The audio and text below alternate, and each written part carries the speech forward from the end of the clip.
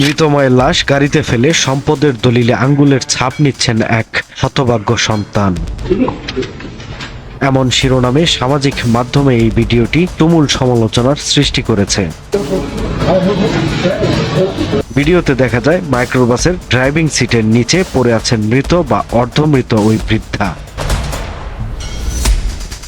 আরো দেখা যায় তিনজন ব্যক্তিকে। এর মধ্যে মধ্যবয়সী মাস্ক পরা ব্যক্তিটি ওই বৃদ্ধার একাধিকবার আঙ্গুলের ছাপ নিচ্ছেন স্ট্যাম্পে। এরপর বৃদ্ধাকে গাড়িতে ফেলেই চলে যেতে দেখা যায় তাদের।